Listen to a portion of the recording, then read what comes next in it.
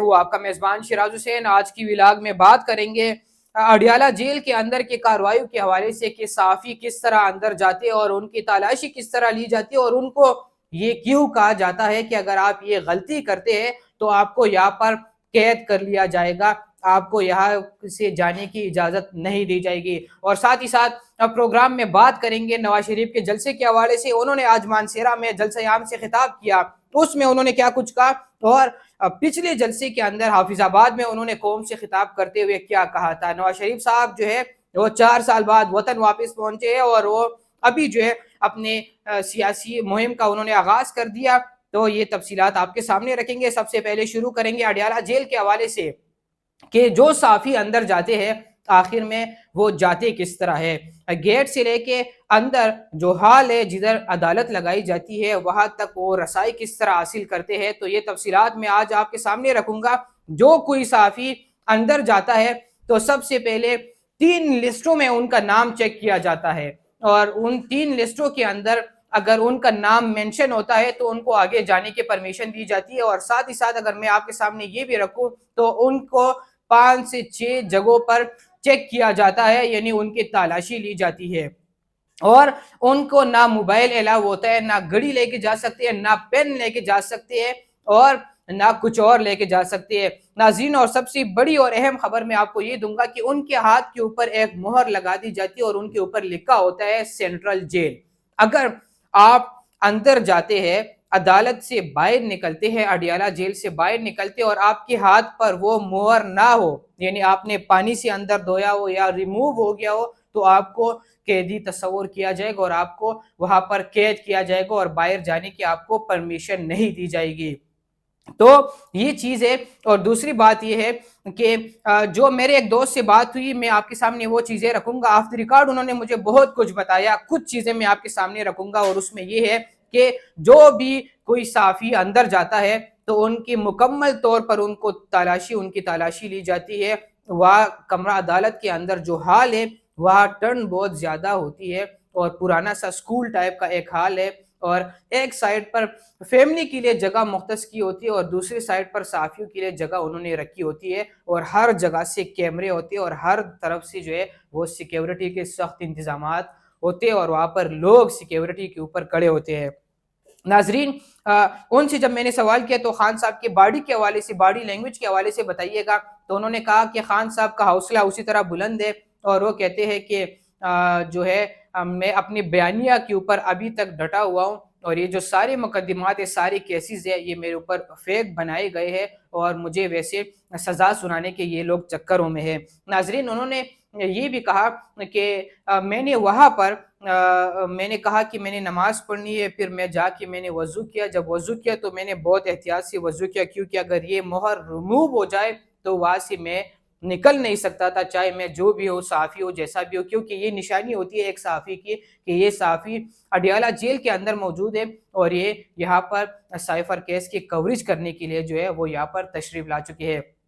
انہوں نے کہا کہ جب میں نے کہا کہ میں نے نماز پڑھنی ہے تو نماز کے لیے مجھے ایک کمرے میں لے کے گئے، اور جب مجھے کمرے میں لے کے گئے تو وہاں پر جب میں نے جانماز بچائی تو وہاں جب میں نماز کے لیے کھڑا ہوا تو میرے ساتھ ایک بندہ کھڑا ہوا۔ جب تک میں نماز پڑھ رہا تھا یہ بندہ ادھر ہی تھا، جب میں نے نماز ختم کی میں وہاں سے واپس آ رہا تھا تو وہ بندہ میرے ساتھ واپس آ گیا، یعنی اتنی سخت سیکیورٹی۔ اور انہوں نے یہ بھی بتایا کہ جب ہم اڈیالہ جیل کے اندر جا رہے تھے تو پیچھے سے ایک تالا لگایا گیا، ہمیں لاک کیا گیا کہ آپ لوگ آگے کمرہ عدالت کے اندر جو ہے وہ اس حال میں آپ چلے جائیں۔ تو یہ ساری کنڈیشن ہے اڈیالہ جیل کے اندر کہ صحافی کس طرح اندر جاتے ہیں اور وہ کن چیزوں کا خیال رکھتے ہیں۔ اور ساتھ ہی ساتھ میں آپ کو ایک اور چیز بتاؤں، ان کو ایک پین اور ایک پیج کی پرمیشن ہوتی ہے، اور پین بھی یہ ٹک ٹک والا پین نہیں ہوتا، سمپل پین ہوتا ہے، اور ان کو ایک صاف سا ستھرا سا پیج دیا جاتا ہے کہ آپ یہ لے کے جا سکتے ہیں۔ اور جب وہاں سے صحافی نکل رہے تھے تو ان سے پین لے کے پین بھی چیک کیا گیا، اور اس پیج کے اوپر جو خبر انہوں نے بنائی تھی عدالت کے اندر جو کارروائی ہوئی ہے، اس خبر کو لے کر اے سے لے کے زی تک اس کو پڑھا گیا کہ اس کے اندر کیا لکھا گیا اور یہ صحافی کیا مواد لے کے، کیا خبر لے کے باہر جا رہے ہیں۔ تو اتنی سخت سیکیورٹی ہے اڈیالہ جیل کے اندر۔ تو سوال یہ اٹھتا ہے کہ پھر دی اکانومسٹ میں خان صاحب کا جو آرٹیکل ہے وہ کیسے چپ جاتا ہے؟ وہ آرٹیکل کون اڈیالہ جیل کے اندر سے نکالتے اور دی اکانومسٹ کو پہنچایا جاتا ہے اور وہ ایک انٹرنیشنل ادارے کے اندر وہ آرٹیکل پبلش ہوتا ہے اور وہ جا کے پوری دنیا کے جو ہے پوری دنیا میں ایک تہلکہ مچا دیتے ہیں اور پاکستان کی سیاست پر ان کا بہت گہرا اثر پڑ جاتا ہے۔ پروگرام میں آگے بڑھتے ہیں اور بات کریں گے نواز شریف کے حوالے سے۔ انہوں نے مانسہرہ میں آج جلسہ عام سے خطاب کیا، اس سے پہلے انہوں نے حافظ آباد میں بھی ایک خطاب کیا تھا اور وہ 4 سال بعد وطن واپس آئی یو کے سے، لندن سے، اور وہ آج مانسہرہ میں خطاب کر رہے تھے۔ میں آپ کو کچھ چیزیں ان کے بتاؤں گا کہ بیانات میں سملیرٹیز کس طرح ہے، نواز شریف صاحب کیا بیانیہ قوم کے سامنے رکھنا چاہ رہے ہیں۔ 4 سال بعد وہ وطن تو واپس آ گئے، آج وہ جب الیکشن کمپین کے لیے نکلتے ہیں، جلسے کے لیے نکلتے ہیں، تو وہ کیا بیانیہ لے کر جاتے ہیں۔ مانسہرہ میں انہوں نے مانسہرہ کے عوام سے کہا کہ مانسہرہ کے غیور عوام میں 2013 کے بعد آج آپ سے ملاقات کر رہا ہوں، یعنی 10 سال بعد مجھے آپ سے مل کر بڑی خوشی ہوئی، لیکن ملکی حالات کو دیکھ کر مجھے خوشی نہیں ہو رہی، کیونکہ ملک جو ہے وہ بربادی کی طرف جا رہا ہے۔ اور انہوں نے یہ بھی کہا کہ 10 سال پہلے جو مانسہرہ دیکھا تھا آج بھی وہی ہے، یعنی اس میں کوئی تبدیلی نہیں آئی۔ اور انہوں نے اس بات پر زور دیا کہ 2013 میں تو وزیر اعظم میں تھا، لیکن وزیر اعلیٰ کوئی اور تھا اور یہاں پر حکومت کسی اور کی تھی، تو آج بھی وہی ہے۔ ان کا اشارہ اس طرف تھا کہ کوئی پی ٹی آئی والوں نے کوئی کام نہیں کر کے دیا۔ تو یہاں پر سوال یہ اٹھتا ہے کہ نواز شریف صاحب کہہ رہے کہ مجھے آپ لوگوں کی بڑی یاد آ رہی تھی، اور 10 سال بعد جا کر وہ ملاقات کرتے ہیں۔ 2013 میں آپ پرائم منسٹر بنے، اور پھر جا کر اگر 2024 میں آپ ملاقات کرتے ہیں ان سے، مانسہرہ کا وزٹ کرتے ہیں، وزیر اعلیٰ چاہے جو بھی ہو، لیکن being prime minister of Pakistan آپ مانسہرہ جا سکتے تھے، ان لوگوں سے ملاقات کر سکتے تھے، ان سے باتیں کر سکتے تھے۔ انہوں نے اپنے جلسہ عام سے جب خطاب کر رہے تھے تو انہوں نے یہ بھی کہا کہ اگر 5 ججز مل کر مجھے نہ نکالتے تو آج مانسہرہ کہیں اور ہوتا اور مانسہرہ بہت ترقی کر چکا ہوتا۔ انہوں نے یہ بھی کہا، اس بات پر انہوں نے زور دیا کہ اگر ہماری حکومت ہوتی تو مانسہرہ کے اندر کوئی بندہ بے روزگار نہ ہوتا، ہماری حکومت میں ہر گھر خوشحال ہوتا، یہاں پر ہر چیز سیٹل ہوتی، اور جو موٹر ویز ہے ان کے جال ہم آگے بچھاتے اور مانسہرہ میں ایک ایئرپورٹ بنا کر دے دیتا آپ کو۔ ناظرین، یہ جو بات ہے نا،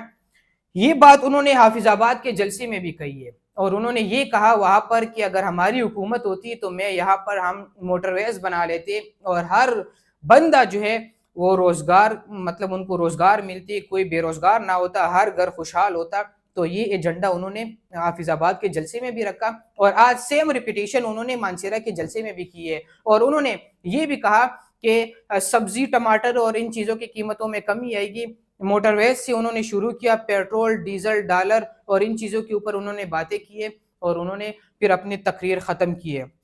ناظرین، میں آپ کو یہ ضرور کہوں گا کہ حافظ آباد کے جلسے اور مانسہرہ کے جلسے میں نواز شریف صاحب جو ہے انہوں نے خطابات تو کیے، تقریر کیے، لیکن وہ 4 سال بعد وطن واپس آئے اور اپنی الیکشن مہم میں وہی باتیں دہرا رہے کہ ہمارے دور میں مہنگائی اتنی نہیں تھی، اور پھر پچھلے لوگوں نے تباہی کر دی ملک کی، اور انہوں نے اس بات پر زور دیا کہ پی ٹی آئی والوں نے کچھ نہیں کیا۔ تو سوال یہ اٹھتا ہے کہ نواز شریف صاحب کے ٹائم میں جو مطلب جس طرح مہنگائی تو خیر نہیں تھی، اگر ہم کہیں تو پی ڈی ایم کے ٹائم میں ضرور اتنی زیادہ مہنگائی تھی کہ اس کی کوئی حد نہیں ہے۔ اور نواز شریف صاحب اگر وطن واپس آ بھی گئے تو ان کے پاس کوئی یہ ایجنڈا نہیں ہے، انہوں نے یہ بات بالکل نہیں کی ہے کہ مطلب ہم اگر بات کریں کہ تعلیم کے اوپر کوئی بات انہوں نے نہیں کی ہے، اور پھر وہی سیم بیانیہ وہ لے کر ہر جلسے میں جا رہے اور کہتے ہیں کہ ہم یہ کرنے جا رہے اور وہ کرنے جا رہے۔ اپنے میزبان شیراز کو دیجیے اجازت، اللہ نے کے بان۔